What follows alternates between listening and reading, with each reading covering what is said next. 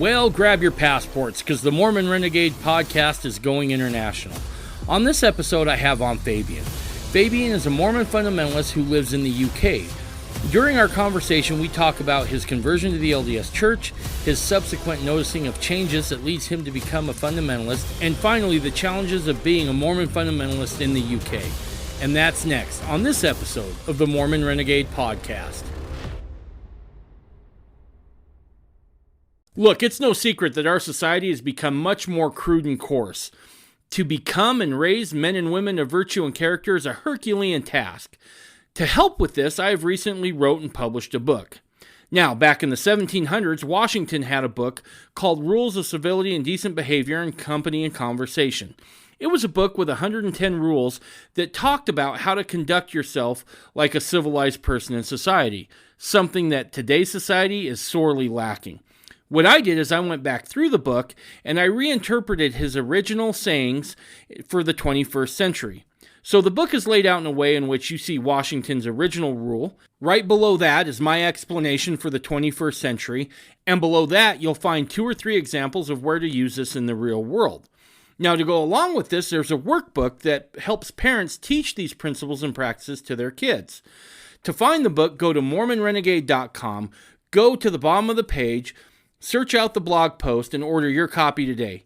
I can bear personal testimony from personal experience that this is an invaluable tool to help you raise men and women of virtue and character. Fabian, how's it going? It's going okay. It's so nice to be on your podcast. I've been listening to it for so long, and it's so good for someone like me who's out in the wild. Well, I appreciate that. And really, I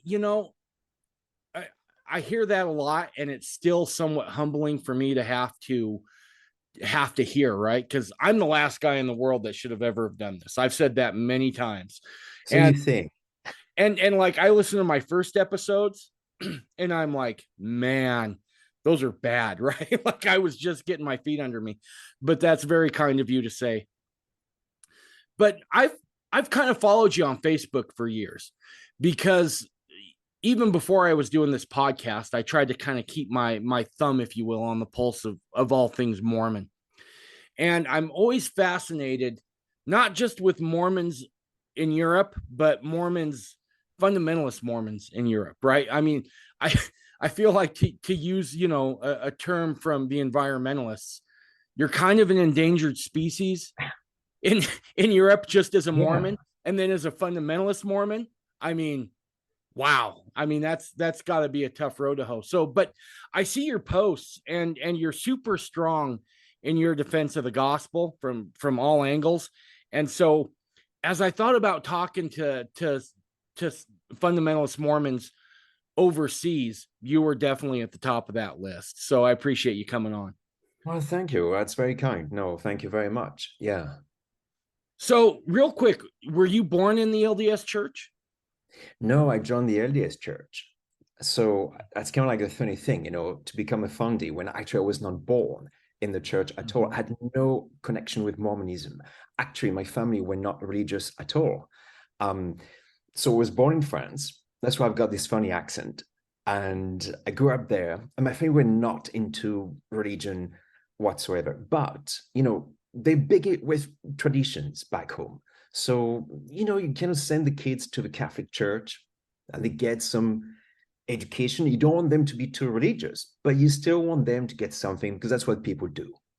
So they sent me there. And the thing is, for some reason, I always believed there was something out there. I always believed there was a God. And, in spirits and other things. I was really into that sort of stuff as a kid. But, it's funny because I remember like being 10 years old and going to Mass, going to the Catholic Church down the road all by myself. My grandmother would give me like this coin. It was like 10 francs for donation collection. I don't know what they call that, but right. And I would go by myself and I would sit on the pew all by myself and just go through it. And I was really into it. And then I was asked questions. I've always been a truth seeker, and I think that's why I've become what I've become. But I would ask the priest questions, like when not during mass, but on Wednesday afternoon. Kids don't have school back home on a Wednesday afternoon. And you send the kids to church to get this religious education. And the priest would read these stories and tell stories. And then I would go to him and ask. And, I would ask about Adam and Eve. I would ask about this and that. And I don't know, even at 10 years old, I knew he didn't have the answer. And I knew I was so unsatisfied by what I was hearing. So it was a big, big disappointment. And I stopped going to church. So I was probably like 10, 11 at the time. And then I just believed in God, basically. And I started reading the Bible. And I prayed. And how did I do? I'm not sure. I'm not sure this happened because of my background. I'm not sure I became so religious, but I was. And there was a Protestant girl in my school, and I remember speaking to her, and the father was a minister. So I approached, because I was kind of, reading the Bible and turning my back. Like, I knew Catholicism was not for me, was not the answer. But everything was so spiritualized. They didn't believe in anything. They didn't believe in, I can't remember what denomination they were, but they didn't believe in any of the stories in the Bible. They didn't believe there was a devil. They didn't believe in the miracles of Jesus. Everything was just a story. That's what they would tell me. It's just stories. And that didn't sit well with me either. Yeah. So I can imagine. And what do you think it was that even as a young man drew you to that, right? Because look, I'll be honest, when I was a young man, I went through my search for God, but mine was kind of precipitated by the death of my father, right? I got to know what happened to him. And the answer I got from the evangelical pastor was, unless he said the right words right before he died, he's lost. So that sent me down my road. Was there an event for you that sent you down that road? No, not really. No, I think I was always kind of like the lonely kind. I had friends, but I did like my alone time. I was very, I don't know, I always wondered about, why am I here? Where am I going? What's the purpose of life? From a very young age. It was nothing specific. I just believed. And I remember that my family was surprised. I remember my grandfather would say, "We're going to make a priest out of him." And my mother was horrified. And I can't say, I don't know. I'm not sure. But this was like, I had these questions, and I knew I wanted a religion. And there was nowhere to find it. Now, at the time, when I was in high school, then there were a lot of Muslim people at my school, because that's kind of like, lots of people from North Africa were in my hometown, and I would go to school with them. And I have to say that I was very inspired. Now, that was before Islam became all radicalized. Mm-hmm. And you were able to have conversations. People were very, and there's still a lot of people like that. I'm still friends with these people. And when I go back home, we can catch up. Their approach to religion was strong. It was not just stories for them. They believed in the Quran. They believed in the Prophet Muhammad. They believed in their God, and they prayed to God, and they fasted, and they were very committed. And the God was a powerful God, which was very. I was very drawn to the Old Testament more so than the New Testament, and I still am. So I think there was something there. Anyway, Judaism inspired me too, although I didn't know any Jews at the time. And then, so I was doing my own thing, and I would fast, and I would pray, and I would read the Bible. That was my spiritual life. And I had a very strong religious life, actually, because it was not just something I would do every now and then. Like, I would pray every day. I would read the Bible every day. I subscribed to a course. I was still in high school at the time, and we didn't have the internet. This was back in the early 90s. Right. So, and I remember like sitting there. I went to Switzerland because lots of Protestants there, and it was a course about the Bible. I don't know where I found it, but and I would answer questions on a sheet, and I would send it by mail in the post, by mail, and then they would send me back the corrections. and the new lesson. That was it. That was kind of what I was Wow. doing. And then then summer of 95, I met the missionaries by chance. Now, at Okay. the time, by then I'm in university, I'm in college, and I'm studying languages. So they invite me to cours d'anglais, English class. I'm like, this is perfect. Man, this is free tuition, free practice with native speakers. This is perfect. So I go and, and then I'm intrigued about the religion, but I don't want to ask them because I Mm. don't want to be indoctrinated. I don't want to be brainwashed. Mormons don't have a good reputation in Europe. So I took myself to the local library and checked if they had books about the Mormons, and they had 3. And I bought the 3 books and I read them. And I was very drawn to it. It seemed like everything I believed in was in there, because it was a non-Trinitarian religion and I didn't believe in a Trinity. I think that was my Muslim friends' influence, maybe, or the Old Testament interest I had. The fact that God was embodied was a bit weird for me. But I had been into Greek myths growing up, like a really Greek mythology and all that. So I like, I could maybe, I don't know, get my mind around that one. Polygamy was not an issue because the only thing I knew about Mormons was they are polygamists. I don't know. That's kind of what everybody thinks I know back home. Sure. And I was okay with that. That was not a problem. The priesthood ban was an issue. I remember, it didn't sit well with me. So basically, these books were not faith promoting books. They were critical books, and they delved into, like some deep doctrine as well. I think even one of them touched about Adam being God, and and I was like, Wow. okay. So I was very positive. I was very drawn to it because it seemed like everything I believed in, it was contained in Mormonism. Mormonism had all of that. So it was fascinating. And I'm like, my gosh, this is it. This could be it. I don't know. And then all the other stuff, I'm like, oh, this is a bit weird. This is so contrary to anything I believed in so far, especially the embodied God and all that sort of stuff, So I didn't know. I remember praying that night.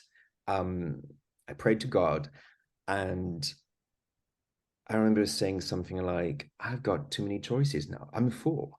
Because I had these religions, I knew which one to choose. And now there's one more. There's one more to choose from. And I'm lost. You need to show me the way, because I'm lost. I don't know what to do. And nothing happened. But the next day, I was in the countryside with friends. We're staying they had you would call that a cabin in the States. Okay. So that was like in the mountains, in the woods, and it was a few of us going there. And we were done for this walk. We walked in the woods, and then I was starting to think about what I had read. And I started to think about my prayer.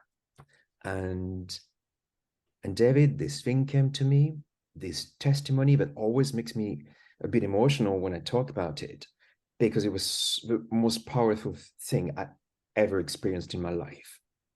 This grace, I called it at the time, this inner light, it started like in my heart, and then it started to in every part of my body until I felt like I was floating, and I was not a confident kid.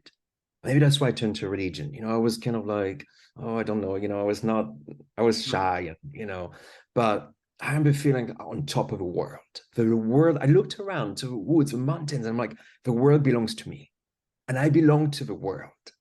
And I felt so elated. I felt like I was floating. My feet were not touching the ground. It was absolutely amazing.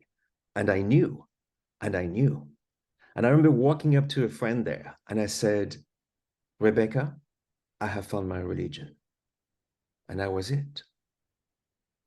And so after the weekend, go back home, and all I can think of all the weekends, like, I need to call the missionaries. I need to call them, and I need to take these lessons. But I already knew, most of that stuff. I already knew, but yeah, and it was, I don't know, it was just absolutely amazing. This testimony I received, and it sustained me all through the years. Because being in Europe it's not easy to be a Mormon anywhere, but in Europe, it's so isolated. Mm-hmm. now being a fundy as well, like you're like, but this is kind of what, my feet didn't touch the ground, but that's kind of what grounds me, and it's what's Right. grounded me all these years. I mean, that was back in '95. That's where you joined the church too.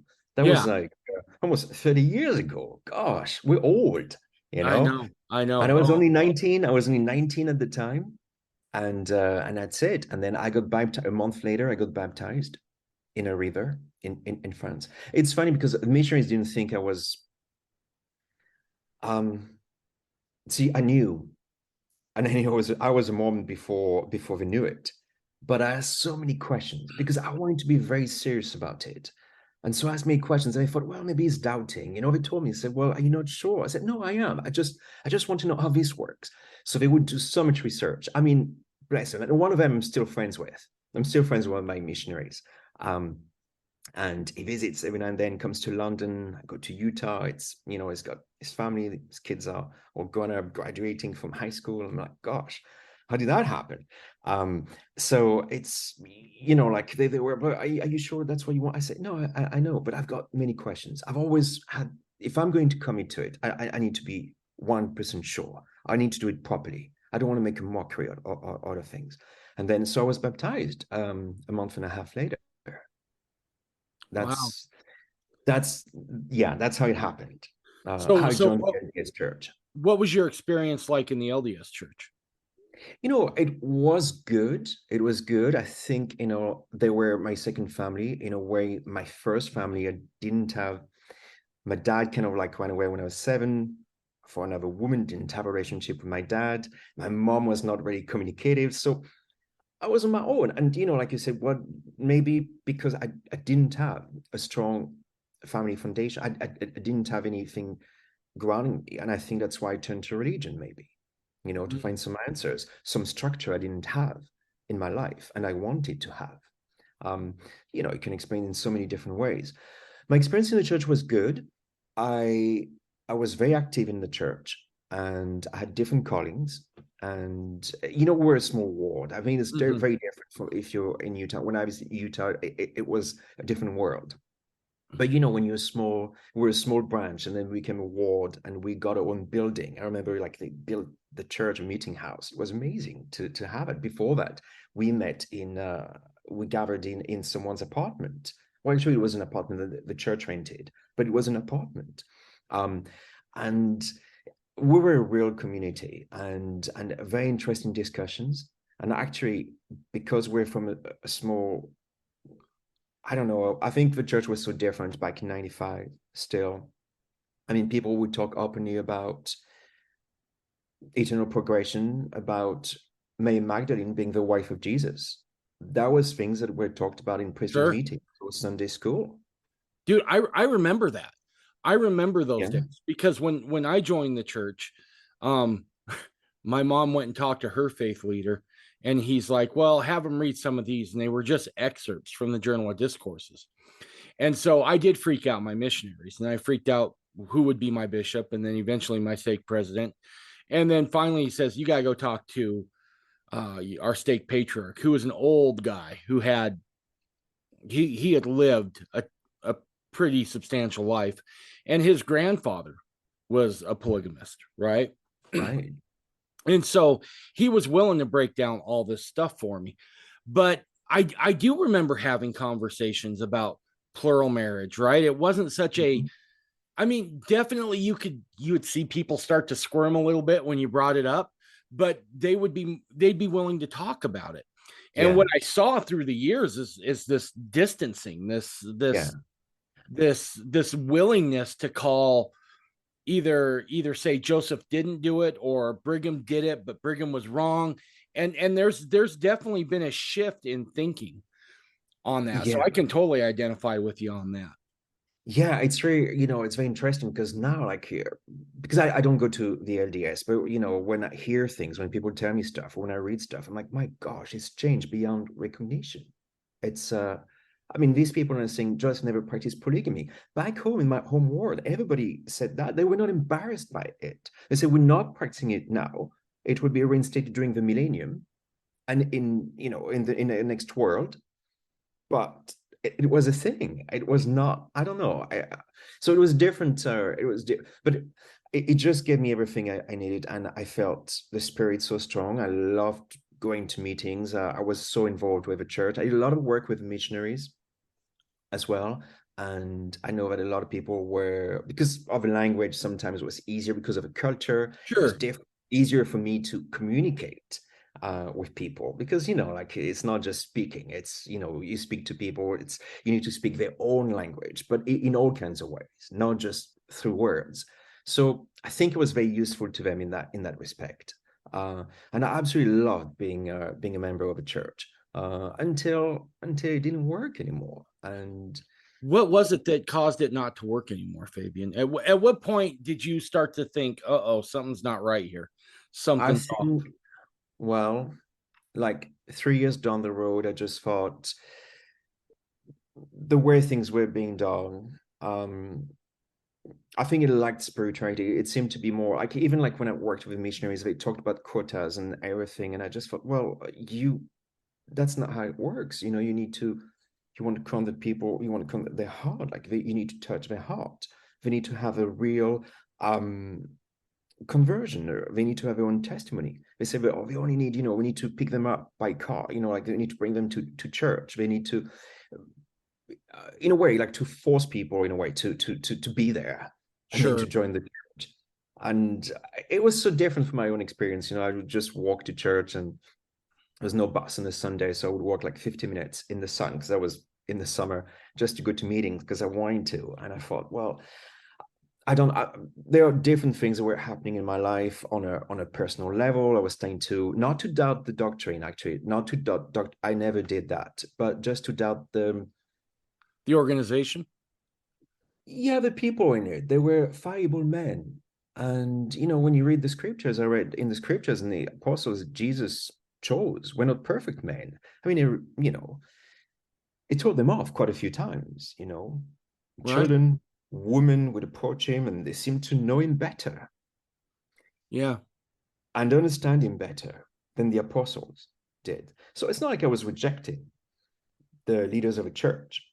I was more kind of like questioning their wisdom with certain things. But the gospel, I never, I always felt strong. And, and like I said, like in that war, I think some people were a bit, closet fundies, I think. I remember one, I don't know if it was Sunday school or something, but someone produced this quote from Brigham Young. And as it was from the Journal of Discourses, now I know it now, but it was that Adam had taken one of his wives and come to this world. And I'm like, whoa, never heard this, but you know what? This is good stuff. I love this. But yeah, so, and then I moved to the UK, and, let's just say that it was like my relationship with the church broke down. And it's like, you were good for each other for a time, for 5 years.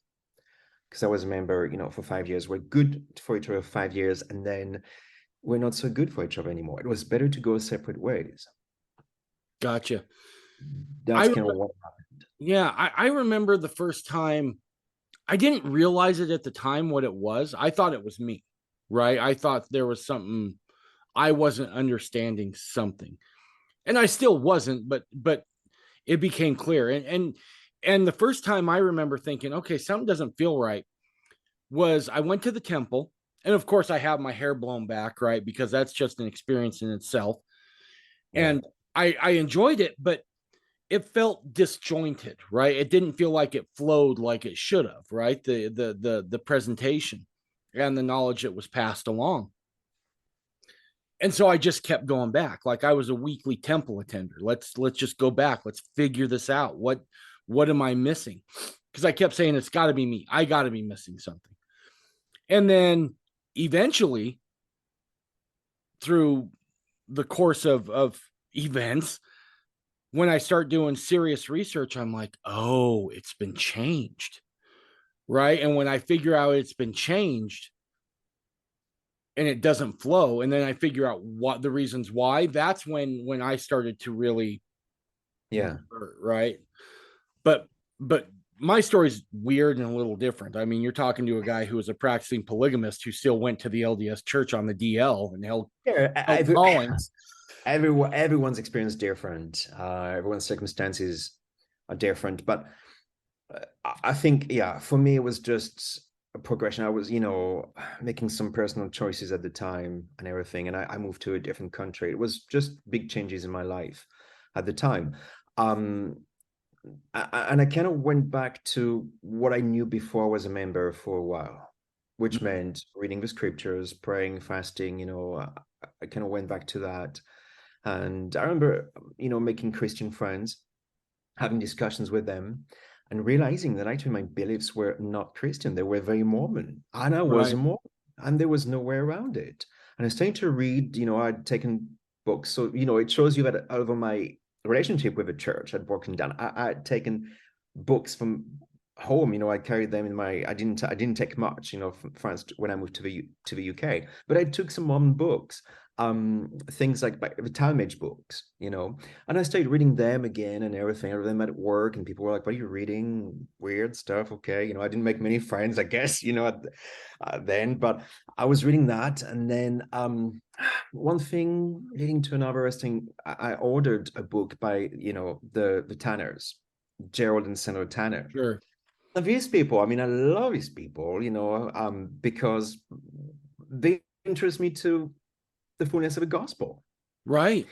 So many things that were hidden, you couldn't find anywhere. It was just, the internet was just, really coming to life at the time. But in there were so many things that now would say, well, I discard this. But at the time, I would just take it all, anything. All the stuff that we're saying against Joseph Smith or Brigham Young and blood atonement and all and many crazy things. I'm like, I'm reading it all. I'm taking it. I don't know. It just felt like I was rediscovering my religion, and at the same time,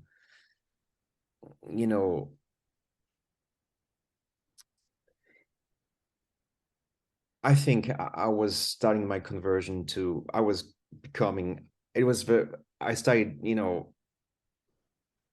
I was on the path to become a fundamentalist. I didn't know it yet, but that's kind of what it did.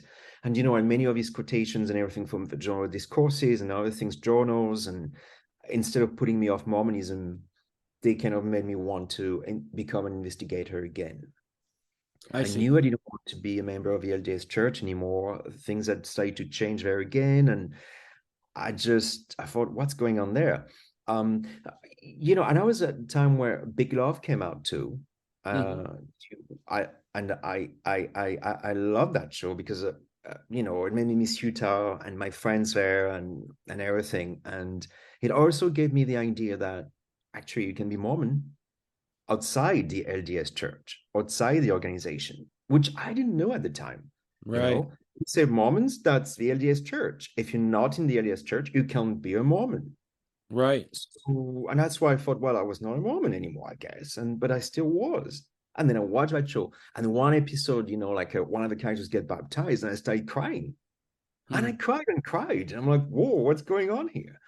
But I just knew I missed it. And I just knew I had to find my way and find a way to be there again, to be a Mormon again, to be baptized again. So that's a huge, that's a huge step, right? I mean, I was not expecting it at the time, but it just, and then I participated in some forums, you had the Yahoo forums, and there were a lot of people that I'm still friends with to this day were contributing to that. And so I started talking. It was, but I wouldn't say, at the time, I didn't think that's where it was going to lead to. I thought, I'm interested in it. I find it fascinating. I ordered Joe Briney's book, Understanding the Adam God Doctrine, or Teachings. Right. Yep. Yeah, that, and all of the quotes and he put together, it was fantastic.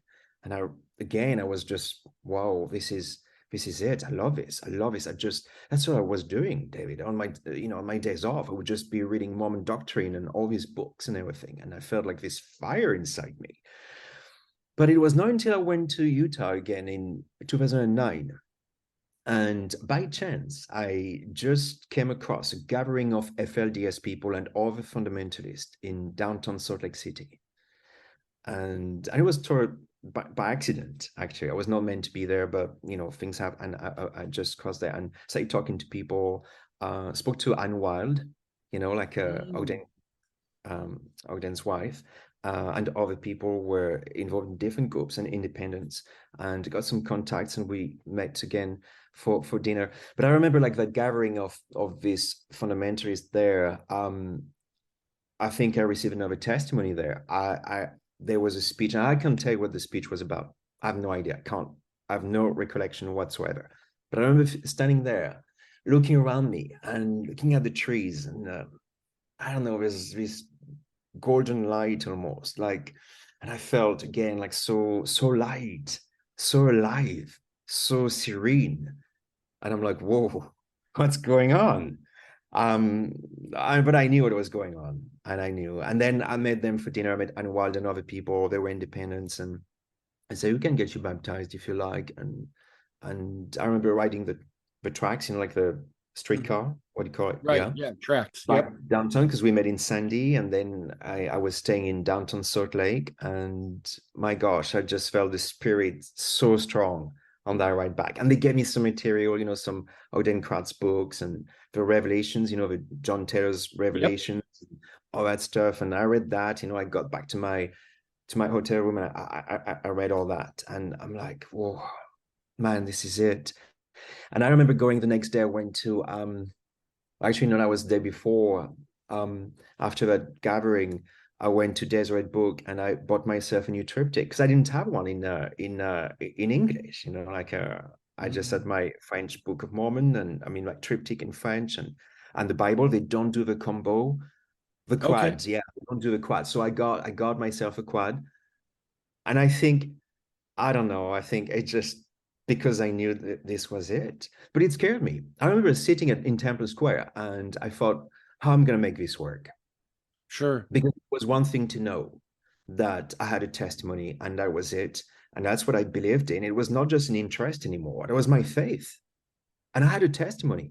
But I'm like, my gosh, how am I going to make it work? I'm all alone in the UK. I'm not even married. I don't even have one wife. I mean, why about thinking of polygamy? Uh, and it's not going to get any better, if I become a fundy, because I'd be this weirdo. And I'm like, gosh, how am I going to handle that? It was scary. I was scared. I was scared, but I couldn't ignore what I had received, and I had to proceed. But there's been a few bumps on the road, but I think it took me 4 years to get back to the Southwest, and I finally managed. I got rebaptized and reordained to the priesthood in a group of independents in Arizona, and I've been a fundy since then, and I'm still strong in the faith, and I'm still learning. And your podcast has really been a godsend because for someone like me who's in Europe, um, with no community, with no people I can hang out with. Having a podcast like these voices, you guys are with me on my way to work, and it's like going to meeting before starting work, and that's absolutely amazing. It's the best way to start the day. So I can't thank you enough for putting Um, this podcast out there. Honestly, this is really, really good for me. So yeah, so I've been a fundamentalist for the last 11 years now. I want to go back to something you said where you were sitting in temple, and I'm sorry, I got some sort of bug or something, and my voice is cracking a little bit. But when you were sitting on Temple Square, and you Yeah, said you're scared, right? Because now you've got to set out on this new journey. I mean, like I said yeah, before, you were already an endangered species in Europe, right? And yeah. now you're about to get put through another filter where there's even less of you. Minority in a minority in a minority, and yeah, Exactly. yeah, And so you're making this, you understand that this road in front of me isn't necessarily smooth by any stretch of the imagination. This is pretty rough road to travel. yeah. What was it that gave you the desire to want to go down that road, and then two, the tenacity to stay on it, right? Because it's one thing to say, yeah, this is what I'm going to have to do. It's another thing to have to go through the daily grind of doing it. Right. So what was it that propelled you down that road? Like the testimonies I received, every time I went down on my knees and prayed, I felt the Spirit, and the Spirit was telling me, this is it, this is your path. And you have to follow. And I love my God, and I love my religion, and I cannot turn my back on that. But I knew it was like, from a logical point of view, it made no sense. It made no sense because I was going back to Europe, and I lived here. I still don't, 10 years, 11 years later, I still don't know any other fundamentalist in the UK or in Europe. Sometimes people do contact me, ask a few questions, and they disappear. They say they want to, I had two people saying they wanted to be baptized, and then they back off, or they just disappear into thin air, like Facebook is blocked, or they blocked me, or I don't know.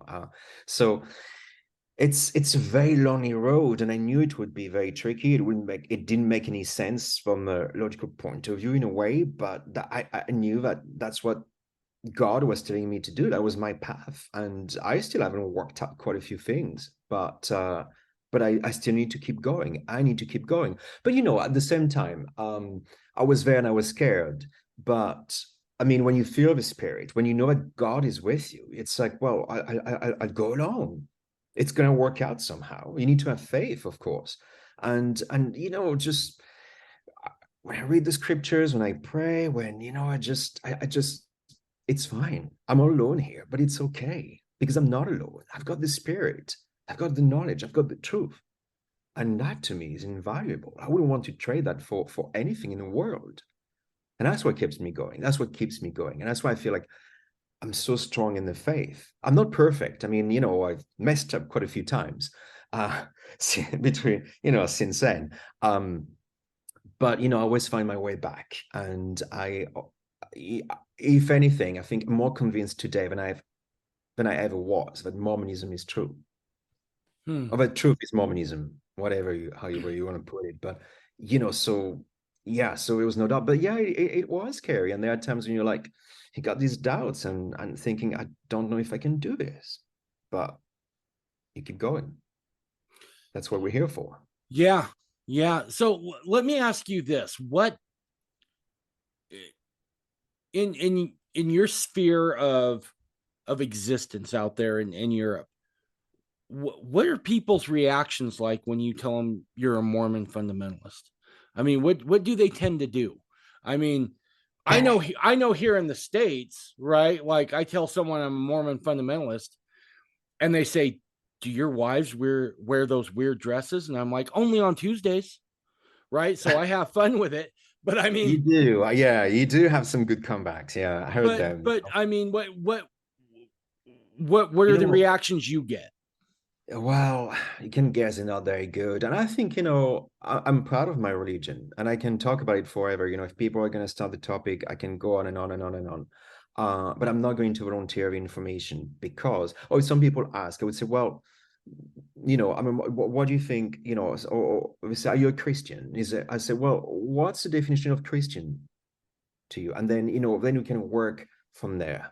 But people, yeah, I remember like I was this guy I work with sent me this WhatsApp last summer, and I knew why, but he says, "Oh, are you with the FLDS? Is that your group?" And I'm like, dude, you've been watching this Keep Sweet. Oh, what is it called? Like, no, Obey Yep, or keep sweet and obey or something like yeah. that. Yeah. I'm like, you say, yeah. I'm like, yeah. I knew that's what you were asking. I said, no, this is not me. I'm an independent. I'm not part of this group. There are very good people in this group. I met some wonderful FLDS members, but no, this is not. And I don't know if that program is a reflection of reality. I don't know. I'm sure some things have been distorted as well, but this is not my group. But people, yeah, because that's what they see in the media, in the movies, in documentaries, or so-called documentaries, and in the press. It's always a more sensationalized stuff. It's always most extreme stuff. So people think that, and like, but you're not like that. You don't dress like that. You're not, you're a normal guy. I'm like, yeah, because we are normal people.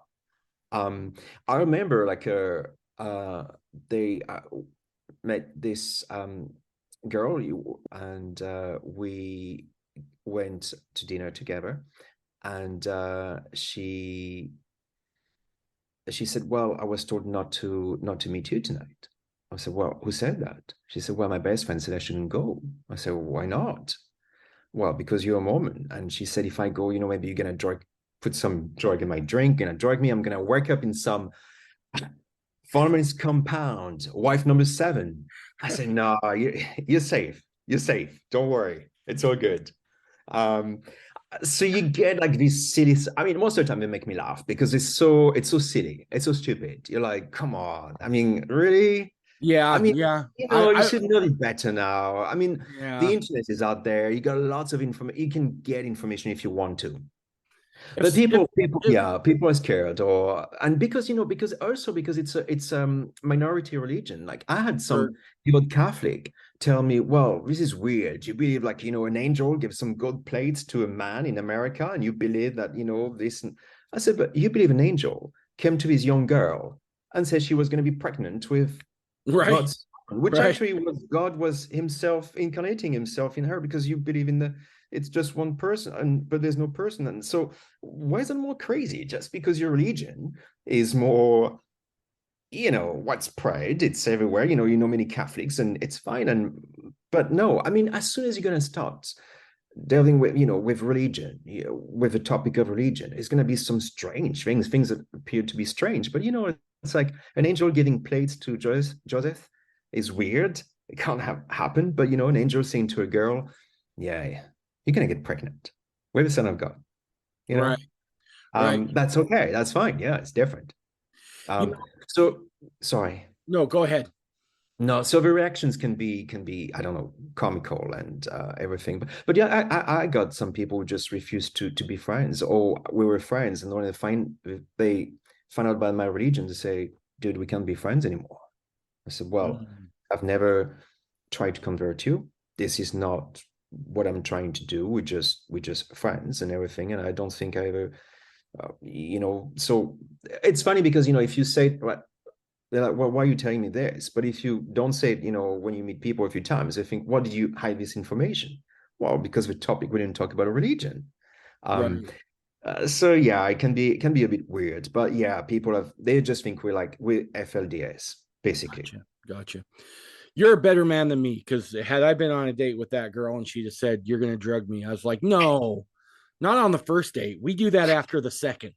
So No, it's because I get to you're know you. funnier than I am. You got a better sense of humor. That's But, why but, but I no, need to learn of you. I can't get enough of the Mormon Renegade podcast. Well, good news. We're on Patreon, and there's 3 packages that you can choose from. The first one, the Slightly Rowdy package, allows you to hear the podcast without all those pesky commercials getting in the way. For those who want a slightly more in-depth experience, there's the Stirring It Up package, where you can hear ad-free audio, ad-free video, and transcripts. Finally, for those who want to go full Renegade, that package is available too, where you can get everything in the previous 2 packages, plus an extra show where myself and Ben Winfield break down the news of the day from a very Mormon point of view. You will also get exclusive access to Renegade Chat, and on there you'll be able to talk to others about the show or whatever topics are on your mind.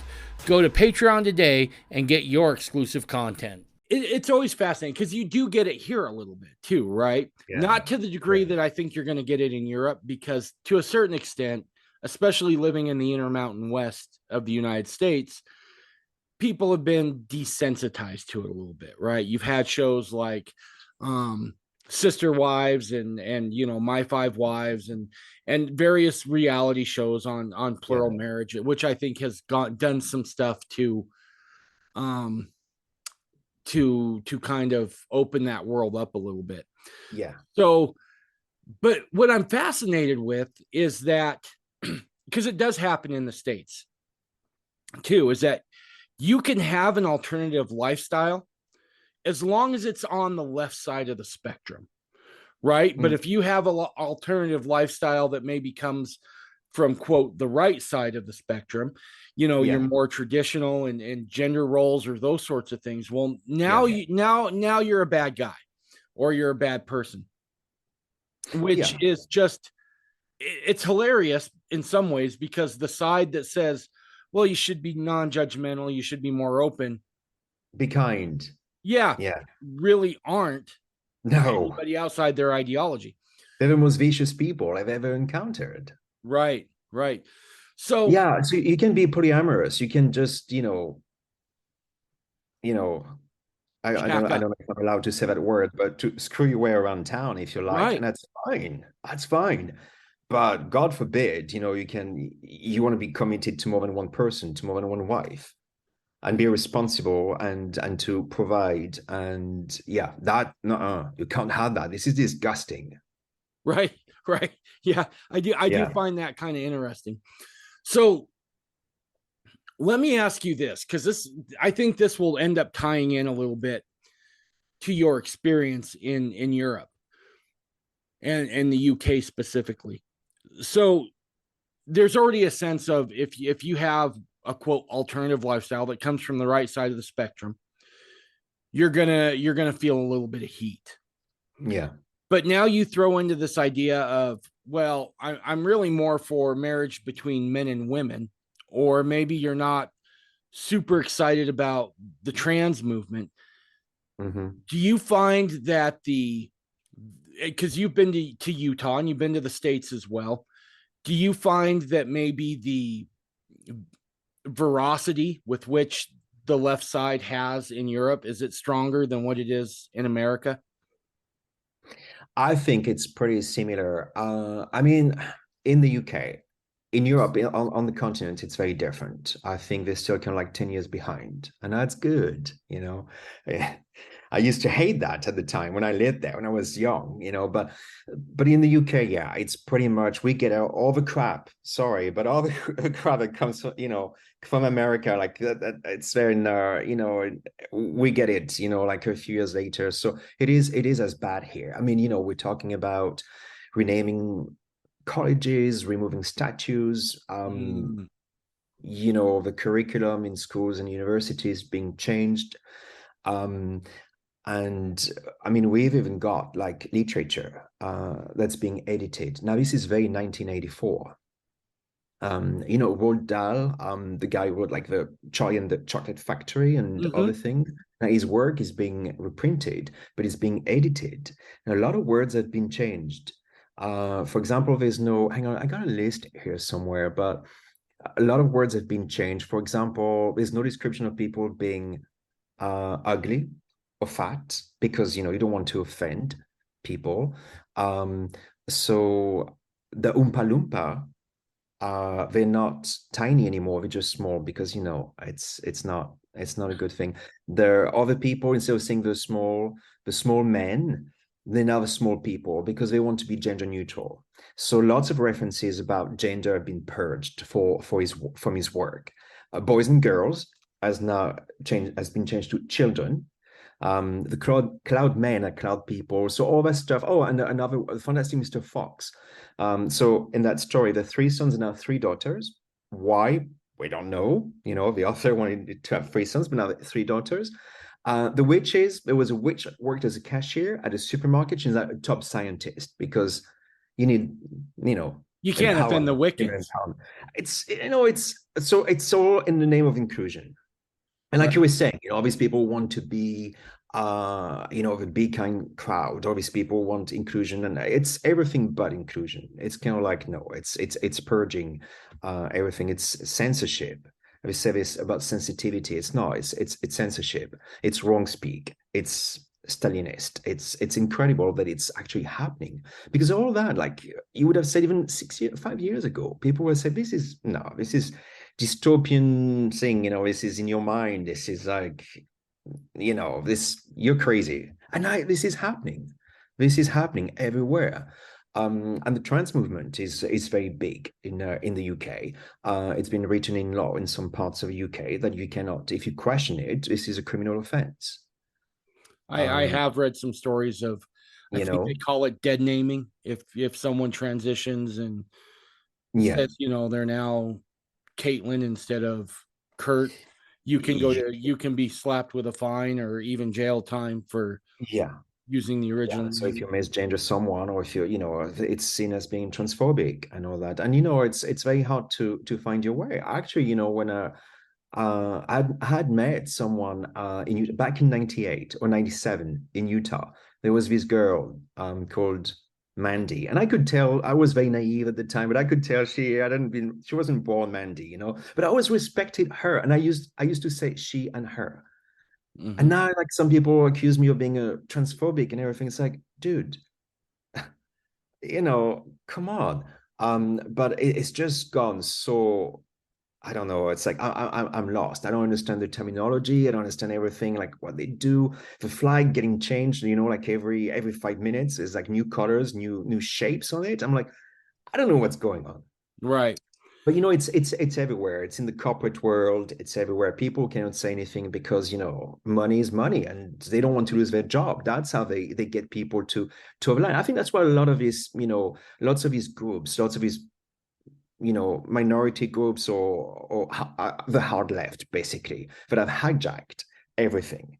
I think that's how they proceed. They just infiltrate institutions and the corporate world because they're like, well, once it's there, and you cannot say anything against us because we'll make sure you lose your job if you do.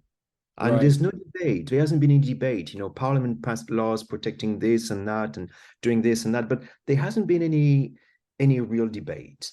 I think it's just gone so fast, and things have changed so much, and people are just lost. Yeah. But it makes it very difficult for someone like us because you got these beliefs that all of a sudden are very controversial. You Right. know, uh, and you're like, whoa. I mean, if children's books need to be edited, then what's next? The Bible. There's so much Right. violence. There's incest. There's, war, and there's adultery. I mean, there's so much going on in the Bible. You know, So, that's interesting. You should bring that up because up in Davis County, Ogden area up here, for about a week, they did away with the Bible in the school libraries, right? I'm not And surprised. Yeah. I and read about that and I was not surprised because, I can see that coming here. I really right. can. But the thing that surprises me is it's Utah, right? It's one thing Mhm. to do that in New York somewhere or California or somewhere in Europe. It's another Right. thing to do it in Utah, right? Yeah. I mean, it's damn near a theocracy here, right? I mean, and for them to be able to get away with it now, granted, and good on them. The parents, raised hell about it, and the Bible was put back in, but it goes to show you that it's coming, right? Yeah. And the danger in this isn't just spiritual, right? The spiritual danger is the worst part of all. But what a lot of folks don't understand is that Western culture, and I'm not talking about West just being America or just being the Intermountain West of America. I'm talking about Western culture. Yeah. France, England, you know, Germany to a large extent. Those countries have predominantly been the West, and it's out of the West that mankind has been able to take its greatest strides. And the Yeah. underpinnings of what made the West globally what it was were traditional Judeo-Christian principles. And so now if you can edit those, you have essentially taken out the underpinnings of what made the West the West. And the my fear is that the replacement of that is 1984. It's communist, it's Yeah. revolution, it's socialism. And so there's a real danger here in this. Absolutely. And the replacement, that's exactly what it is. And, and you see that. And, because of, my beliefs, I just feel like, all of a sudden men are bad. All of a sudden, like, this is bad. And it's like, well, you basically saying that anything that the Bible actually teaches or describes is actually bad, So, and you're like, this is very, yeah, I can really see the danger, and I can really see like the Bible being banned. Like there's some parts in the UK where there's a lot of it's a hate crime law. I think it's, or I can't remember what it's called. But basically, if someone's offended by something you say, even in the privacy of your own home, you can be prosecuted. If there is material that they deem to be anathema, that's like not acceptable, Hmm. then they can remove, the police are actually allowed to come into your home and remove those books.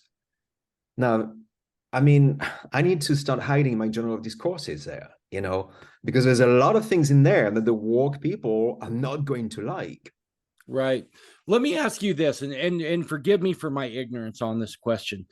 Does the UK have something that would be considered the same as our First Amendment?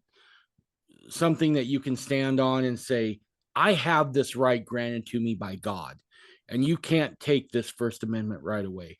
Do you guys have something similar to that in the UK?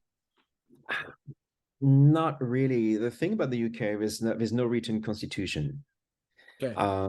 So there is what we call a constitution. It's kind of like a floating thing. It's a series of like understandings that's the way things work, like the monarchy, parliament, all that sort of things, and how there are checks, for checks and balance. But there's no written constitution. You cannot say we don't really have freedom of speech. It's not really. I mean, there is. I mean, the UK have always been much more liberal than, say, France and other parts, and that's why, like the early leaders were based in the UK, not just for the language, but because they could publish books. The Book of Mormon, like the French translation, for example, was, printed in the UK, and then they could, import them and Right. everything. So the UK has been much more liberal, and I think, lots of things. I know you Americans wanting to break away from Britain, but a lot of things you took all the, I know, but you took all the good stuff too. I mean, the value of the individual and the right to property and the ideal of liberty. All this is British originally. Right. It is. Yeah. No. Uh, It and absolutely is. I guess. but I guess the Yeah, but we difference don't would. have any document that we can say, no, this is it, and it's, enshrined in law, and therefore you cannot take that away from us. We don't have that. Right. No, there's no way we have the Constitution without the Magna Carta. Right. I mean, that's just the truth of it. And a lot of that was spelled out there. I guess the difference would have been we wrote it down, right? I mean, that's Yeah, that's really what happened. Those men fought it out on the yeah, battlefield of ideas, and they hammered out the Constitution and they wrote it down. I think the other thing that was unique there is that it really made the Constitution, and this is about the only thing that I agree with Barack Obama on, is that okay, he once said that the Constitution was a charter of negative liberties on the government. And I believe that wholeheartedly. good. Right, good. Right. That's a good Yeah, thing to have. Right. yeah. And so I was just curious if there was something that you could stand on that was the equivalent of that. Right. Not really, just tradition, which has always been a big thing in the UK,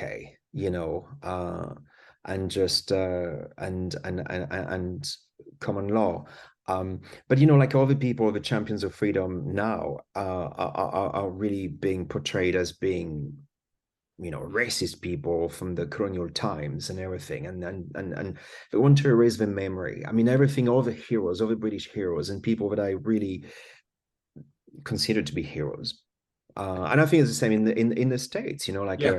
like Thomas Jefferson and other people, or the founding fathers, to be like these evil men, and Right. it's the same in the UK. So you got this, they change the history, they rewrite history, and they just destroy all the myths, if you want to call them myths, and and everything gets turned upside down until they got the clean slate of like the new history that everything that they believe now needs to be represented in the past. It's kind of like, well, let's see the past for what it was. Like the books, like the change in the book. It's like, well, now you wouldn't write the stuff that this author wrote, but back in the day, that's what you said. That's kind of what society was like.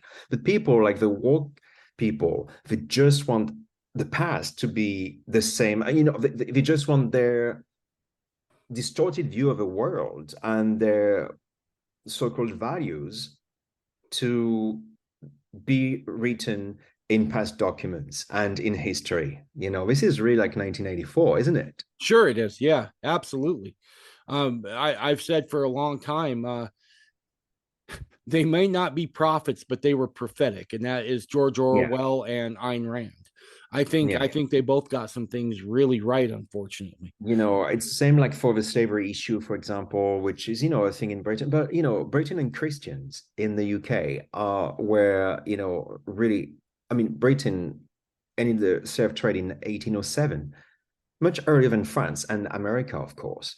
And it was a very lucrative thing. So for them to actually decide to make it, unlawful and to end it is actually something to celebrate. But no, they don't want to celebrate Britain. They don't want to say that Parliament did a good thing. Actually, I went to this museum in London that talked about that a little bit. And they said, actually, they ended it because the men who voted to end slavery benefited from it because there would be compensations and all that. I mean, you can't win. You can't win. You know, it's absolutely crazy. But it's at every level now. You go to museums and everything's changed. They just want to see everything. Some instruments have been removed because the ivory had been brought from Africa and all that. And it's even Shakespeare is on the list of like maybe because it contains some racist and misogynistic passages, so it's like it might be on the list of things that need to be. There's a trigger warning before any production now. I mean, for certain plays in certain places. It's crazy. So let me ask you this: where do you think that leaves you then in the UK in the coming years if this is not stifled?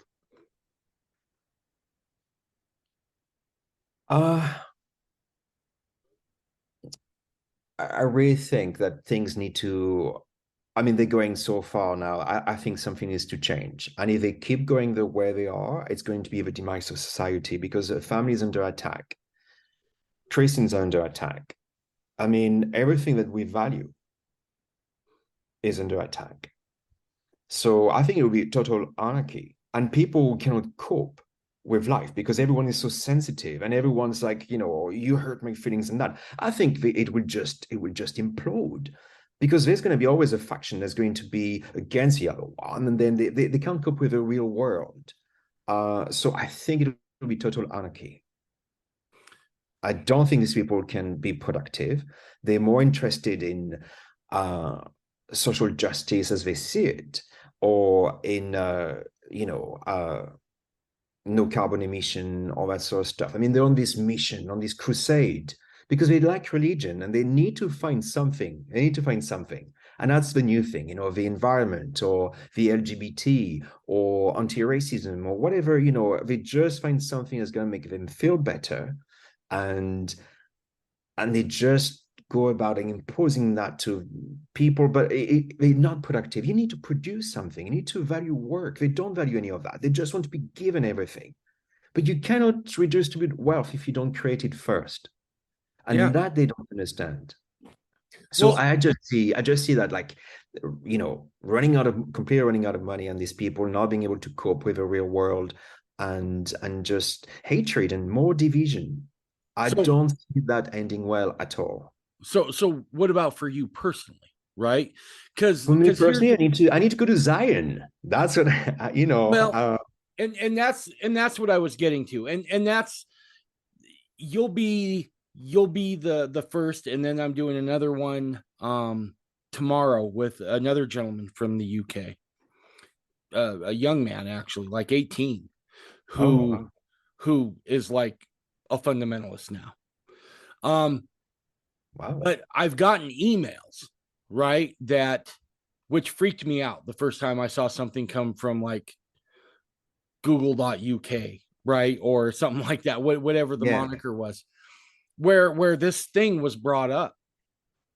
And I want to be careful here because I've said this before on the podcast, and I truly mean it. I'm nobody's leader, not at all. I'm not your priest. I'm not your pope. I'm not your your bishop. However, I get this feeling like the Lord may end up calling people out of England again and out of those areas again, because the wheels of the mob get slowed down because of the First Amendment, right? And when I get I get lambasted from time to time because the freedom movement and the liberty movement is something that's near and dear to my heart because of just this. If you can't have freedom of conscience, if you can't say the unpopular thing, you really don't have freedom, and you really No. don't have the opportunity to practice your religion as you see fit, as God has deemed it to you. Yeah. And so I really do think that before everything is said and done, we could see another wave of religious immigration again coming out of Europe. I really do. I think it will be, as far as I can tell, and granted, I don't talk to a ton of Baptists or anything else, so I wouldn't know. But as far as I can tell, there'll be another Mormon exodus moving across the Atlantic again because they're going to have to.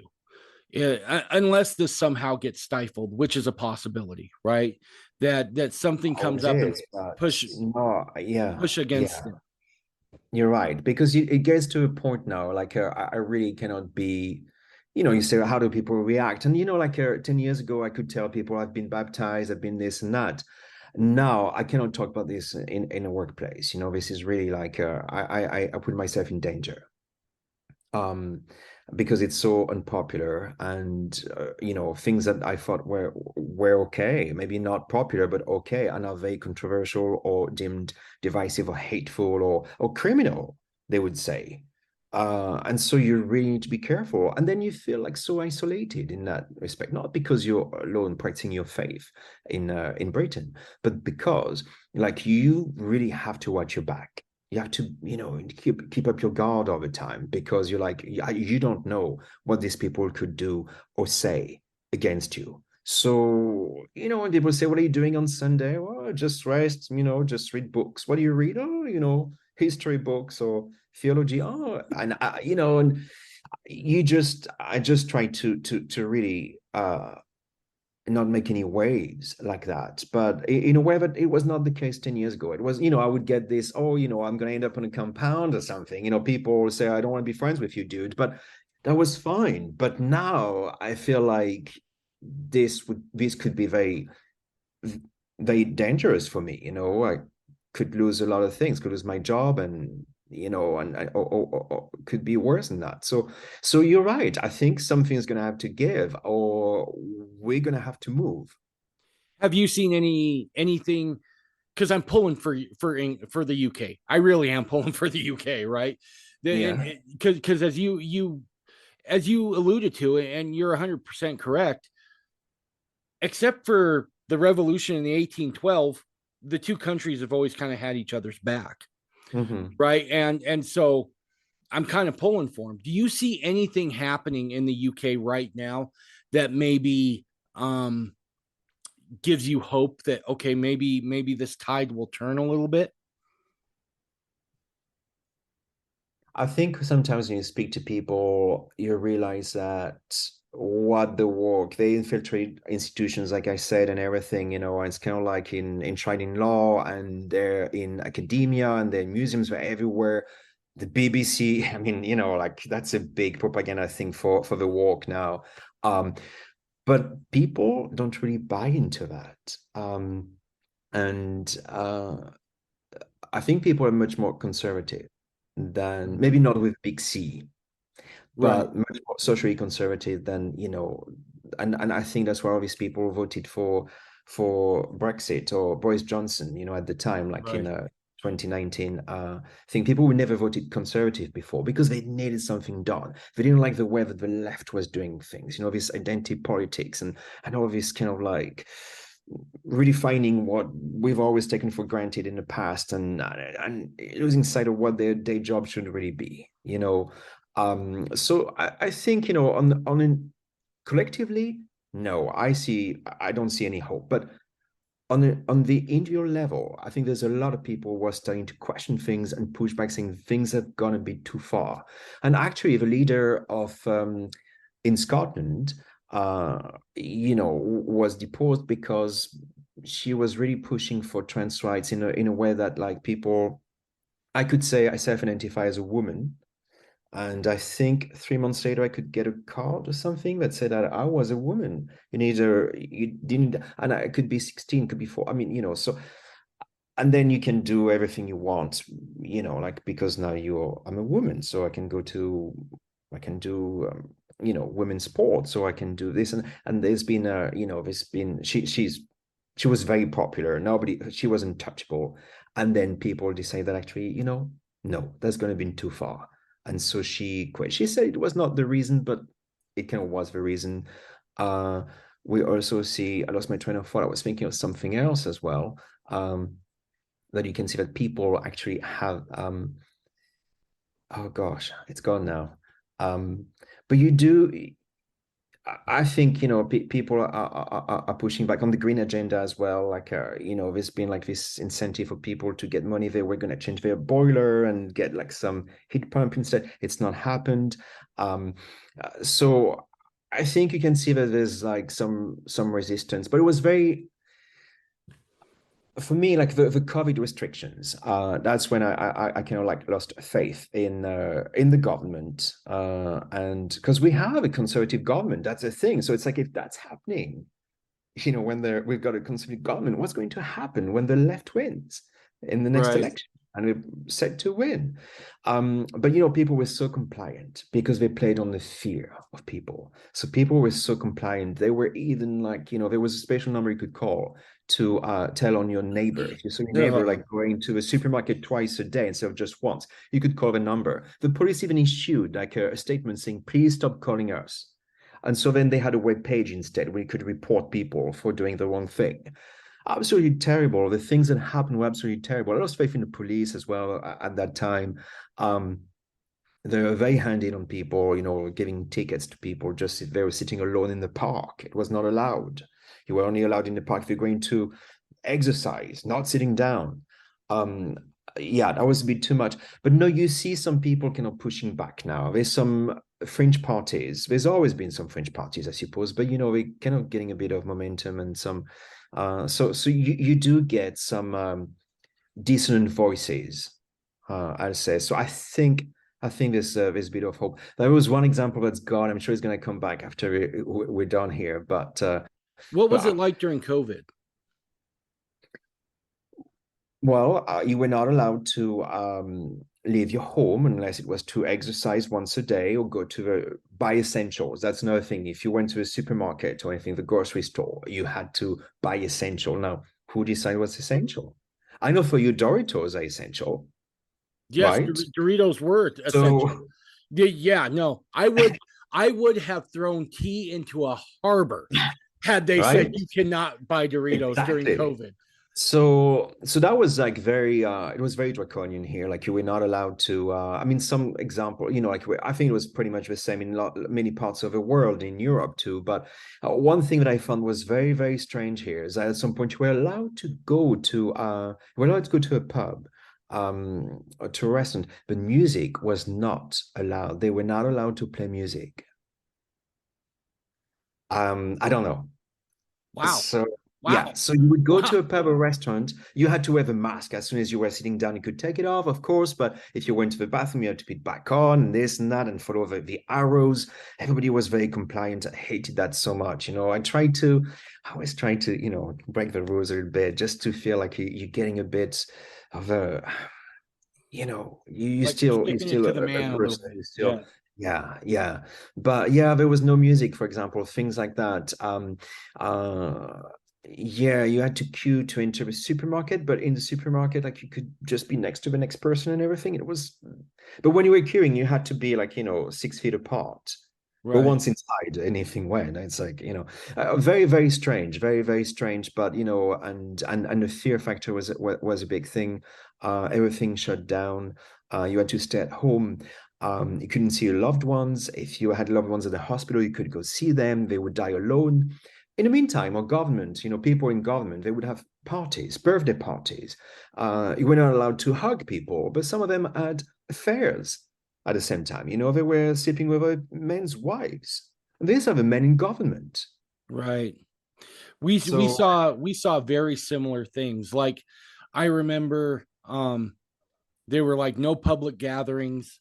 unless it's to protest, right? Then you can Oh, can for go into the BLM, they were street. able to. Okay, so you were not allowed to protest if you were anti-vax, or if you were anti-lockdown. Or you say anti-vax, anti-lockdown in the US. We're not allowed to protest, but BLM was allowed because they did respect social distancing, so that was okay. Yes, See, yeah, yeah, yeah. I still have the photos on my laptop because I'm convinced they're going to go away. In the heat of the pandemic, you have people shoulder to shoulder marching in the streets, and I'm all for that right. That's your Mm-hmm. right. But for some reason, it was okay for that side of the spectrum, but not the other side. Yeah, yeah. And so I'm with you. It was a real weird time. I do remember, this sticks out to me more than anything else, and I haven't figured out what the significance is yet. I'm sure it'll come to me at some point, but this was right before Utah went on lockdown. And the governor came out and he said, I think it was 3 days, he said, we're going to go into official lockdown.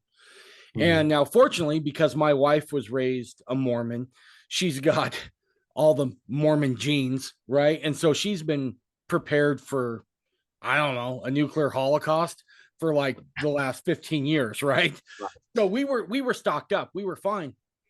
But it was the strangest thing. Like the night before the lockdown, I just kept getting this prompting, go to the grocery store. And there's a big chain of grocery stores out in the West called Winco, right? Go to Winco, just down the street, just go. And I'm like, but I don't need anything. Why would I want to go out? But I just kept getting this prompting, go. You need to look, you need to see.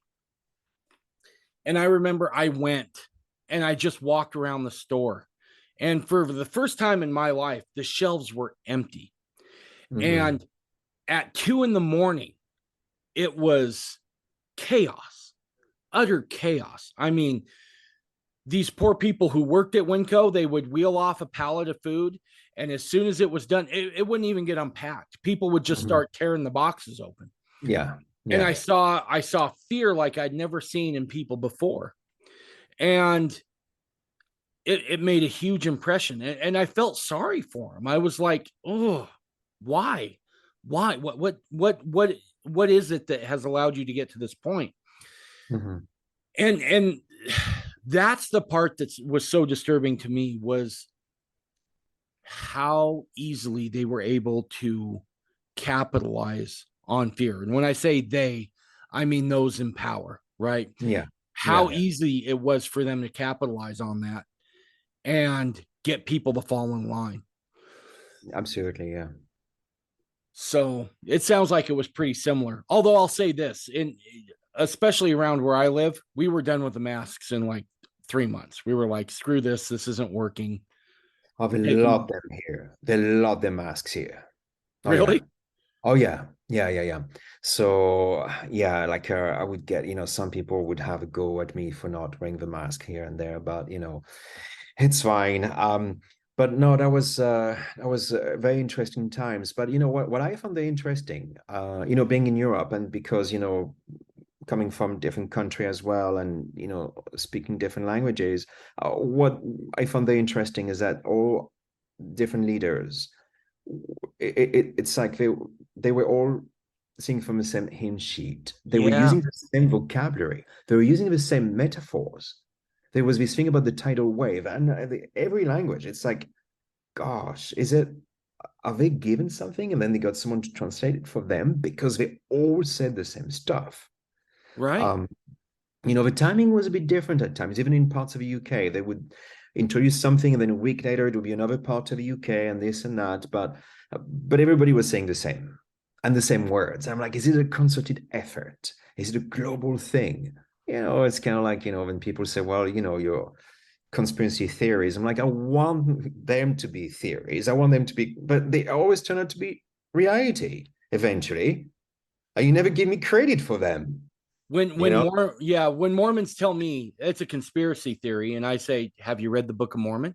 Because it's chock full of them, right? Oh, yeah.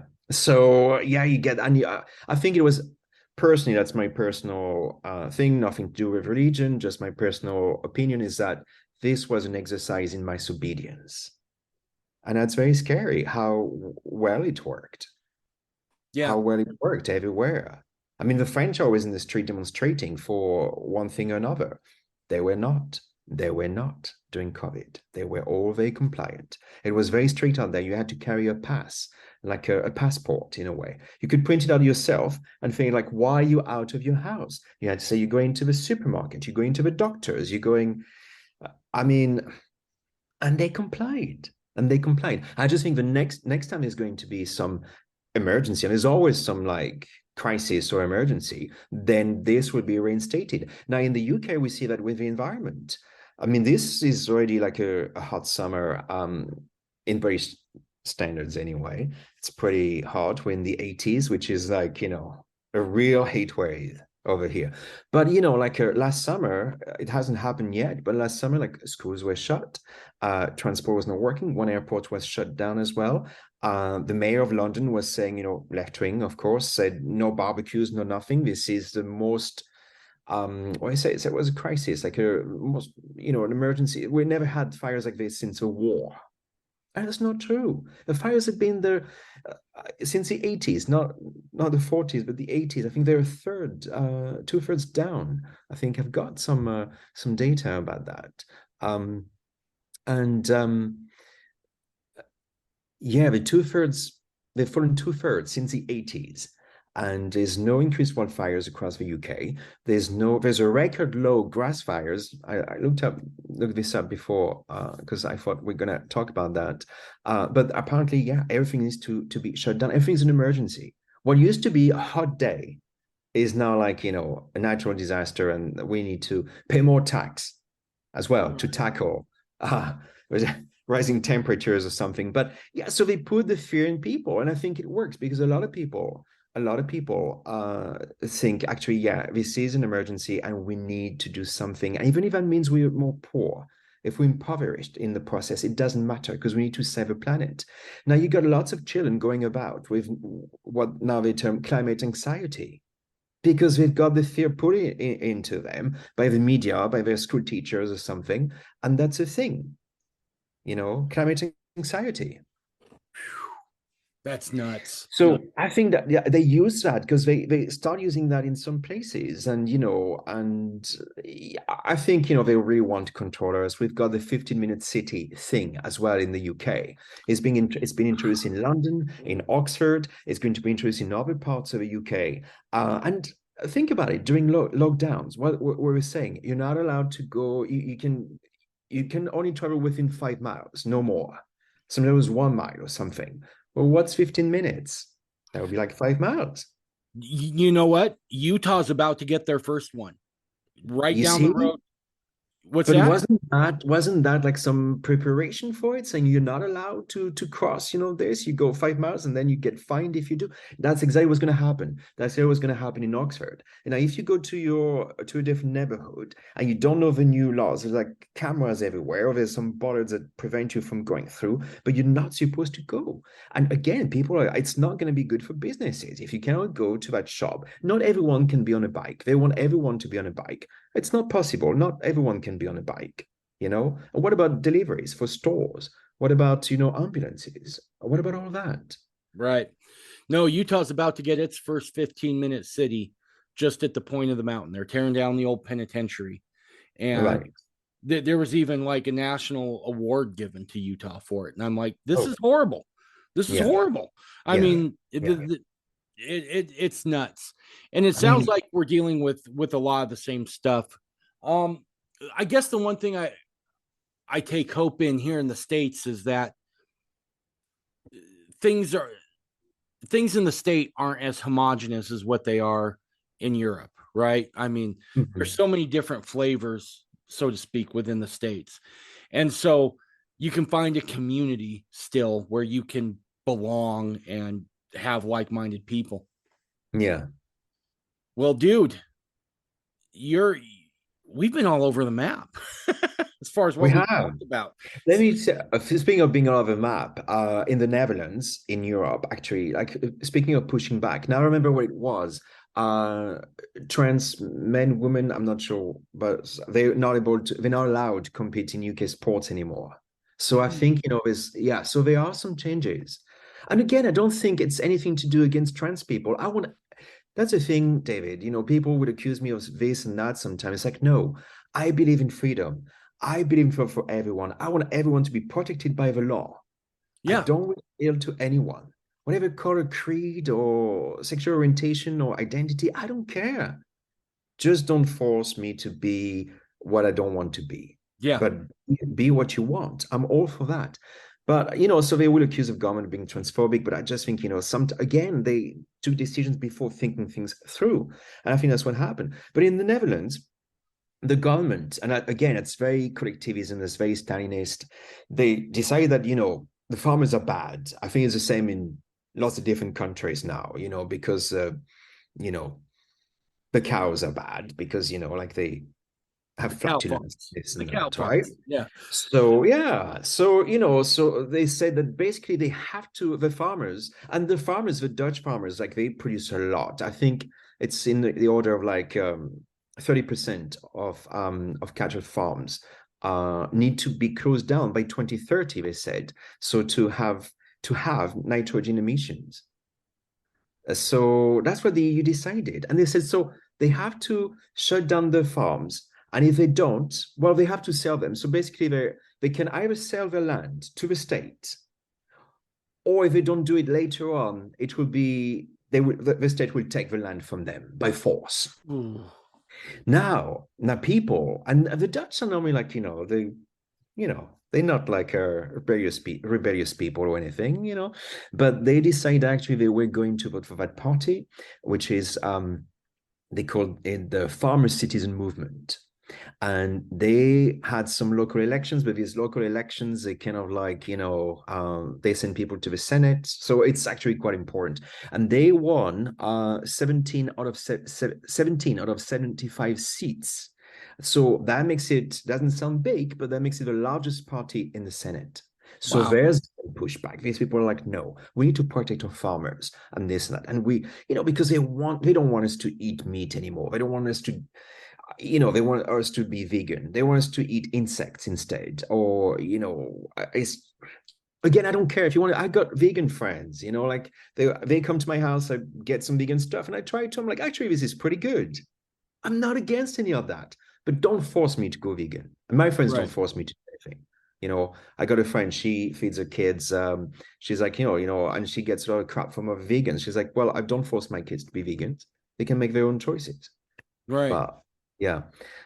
So you got, but I think some people start pushing back. And I think there's always hope, when I read from the Journal of Discourses, like during the Civil War, I'm on volume 10 or something now, during the Civil War and everything, there's this idea that this is going to be the end. And I'm like, well, were they wrong? Or maybe that was going to be the end, but then God decided, actually, I'm going to give them more time to repent and everything. They were convinced this was going to be the start, we had Revelation saying that too. Joseph received a revelation, that's where it's going to start, and then everyone's going to fall. And I believe that's what's going to happen. But there's always hope that actually we could buy more time. Right. But I listened to your episode about the signs of time, and it's like, well, it doesn't look very brilliant, does it? So I think we need to see. I see that now, sadly, what's happening in the UK and the Western world as the management of decline, basically. Right. And we. I mean, we've got Latter-day Saints. I mean, we believe in the latter days, so this cannot go on forever, anyway. So we just need to be prepared for it. But it's interesting times. I don't recognize the world. I don't recognize the country, the city I live in anymore. Everything has changed so much. Right. No, I feel it here too. I think that's universal for those people who are awake. Not woke, awake. Not woke, awake. Yeah, there's big difference. Big difference. And I just feel like I've always felt like a stranger in a strange land, because of my circumstances, being French in the UK, being a Mormon, being other things and all that, But I really feel like, gosh, I'm so I don't feel lonely, but I do feel like very Isolated? isolated or alienated. It's like, in a way, lockdown was not bad for me personally, on a personal level. I hated it from a political point of view when everything was happening. But it's like, dude, I get to stay at home. I don't need to see people I don't want to see. I got my books. I got the internet. I still work. I can still work from home. That's fine. I don't need to go out and see the world. I don't want that. I think that's a difficulty when you're a fundamentalist in Europe. When I got people approaching me saying, I think I'm a fundamentalist. I'm like, well, it's a very lonely road, because you say, are there meetings? Can I join a group? I'm like, I don't think you can. I don't think anyone. Like if you say there's this dude in Britain who's reached out, that's fantastic. It's going to be two of us now. I love that. But it's like, well, you're going to be on your own. And I think the difficult part is really like, but we're not supposed to be in the world, right? And I think the law of gathering is not just so you can get out of Babylon and escape the calamities. I think it's also because you're meant to be with other people. Your brethren are going to teach you and support you. I think I know so much sometimes. When I listen to your podcast, I'm like, gosh, I didn't know that. I speak to some friends, other fundy friends, and I say things. They're like, well, what about that? I'm like, gosh, I never thought about it this way. Yeah. That's why you need to be with your people as well, so you can grow together. But of course I don't get that here, and I need to do my own thing. But it's very difficult to navigate, because you're like, well, at the same time, I don't want to be in the world. But you know what? I've got a job, so I'm going to be with people. I'm going to be with Gentiles all day long. All my friends here. Otherwise, I'm going to be a total hermit and not go to work and not speak to anybody, not having any friends, not having any relationships of any kinds. I mean, so you always need to make sure, like it's like the Dylan song, you got to serve somebody, the devil or God or something, but you got to serve somebody.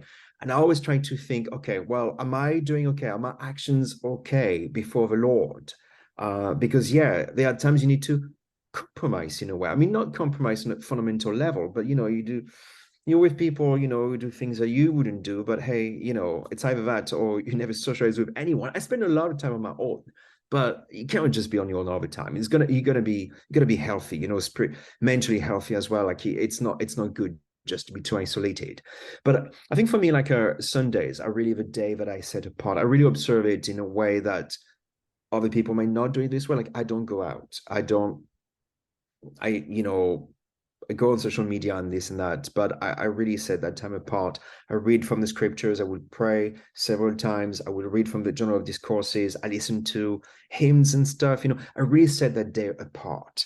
And maybe I wouldn't need to do that if I was in Utah, if I had a few people, a few of my brethren out there. But because I'm on my own, I really need to, in a way, rededicate myself to the Lord or get this spiritual nourishment and this energy and for the week ahead, right? Because the other day in the world and I need to be equipped.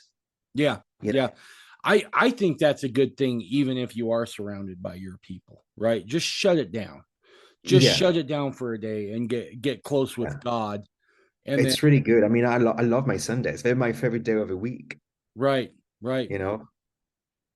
Do you talked about people coming to you saying, I think I'm a fundamentalist. How often does that happen out there? Well, so I got two websites out there, one in English and one in French. And so I got people a lot of people from Australia actually do contact. It doesn't happen that often. Maybe I would say one or two every 6 months. And they would ask some questions and I guide them to, some Facebook groups or to, I got your podcast in the web page that I have, with lots of resources. But a lot of time people want to meet people. They want to go to meeting. They want to receive audiences here and there. And I'm like, there's nobody there, I'm afraid. So you're going to have to wait or travel. But you do get people, I get French people contact me as well. But it's kind of like on and off and they're not so sure. I think it's tricky, it's very tricky. But at the same time, I don't think there's been any better time to be a fundamentalist outside the United States? Because now we Right. got, like, you and I are speaking here now face to face. In the past, even 20 years ago, that would have been maybe, well, 20 years ago, it would have been letters or something. I mean, it would take 3 weeks to cross the ocean. I remember Right. that, when I went to my missionary out there and everything. It would take 3 weeks to receive stuff. And so, and because of the internet, you don't need to order books from the States. You got everything here at your fingertips. You can access the Journal of Discourses. I'm old-fashioned. I like books. So I read them, in their book format and stuff. I saved up to buy them. But you get access to absolutely everything. So there's never been a better time to be a fundamentalist outside the United States. Before we jump off, I'll make sure I send you a link. The church I attend, we put our meetings out on Zoom. So if Cool. anybody wants to join that, they're more than welcome to. I can usually make that available pretty easily. Are they live? Yes, they are live. Yeah, I'll probably be in bed when you had them, you see? Yeah, I guess Yeah. that's part of the issue. Yep. But Yeah. no, that's I could try, like, sometime though, like, let me do time this. off. Let me talk to some people higher up and see if maybe that's not something we can do to make those available on a recording.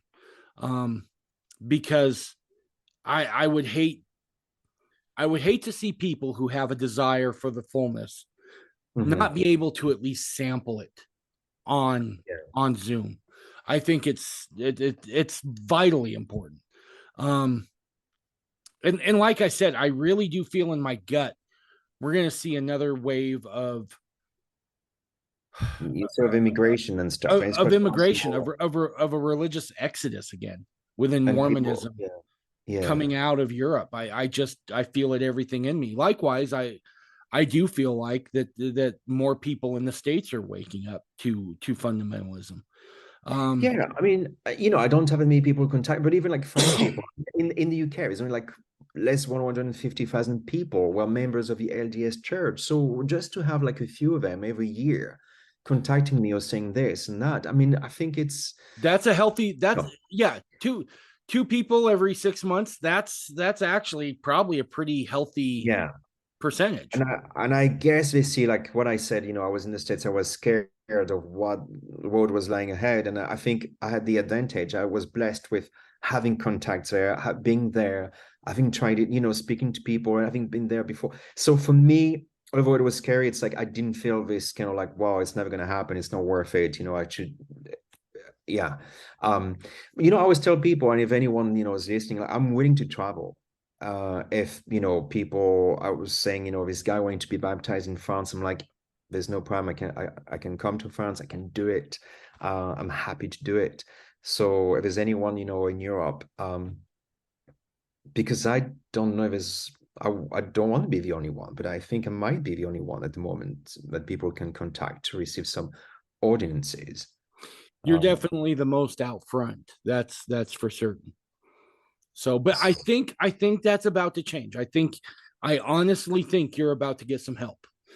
Well, so, yes, I'd love that. I'd love that. So, I'd love to, yeah. So maybe in a year time we can have another episode and I can give an update on that. Absolutely.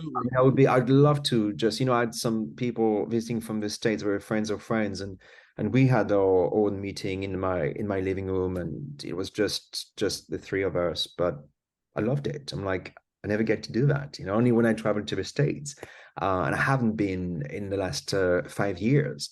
So I'm hoping to go next summer. That's kind of what I'm trying to do.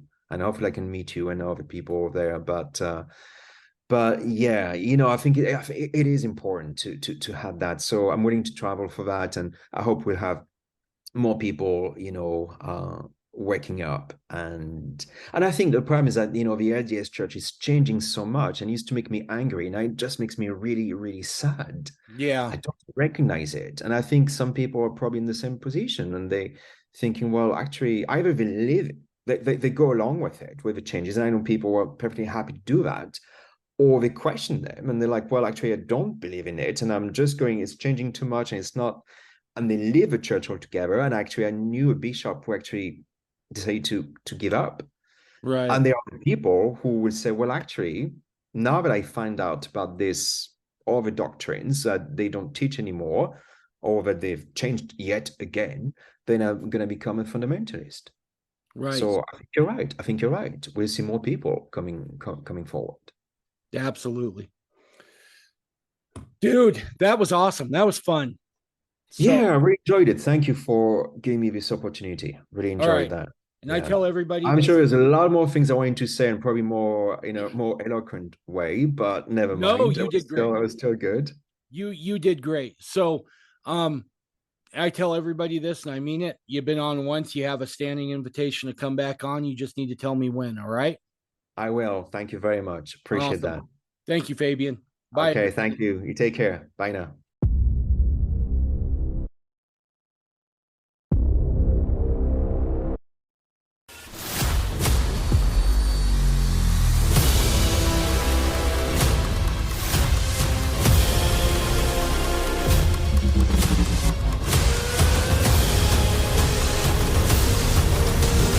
You're listening to the Mormon Renegade Podcast.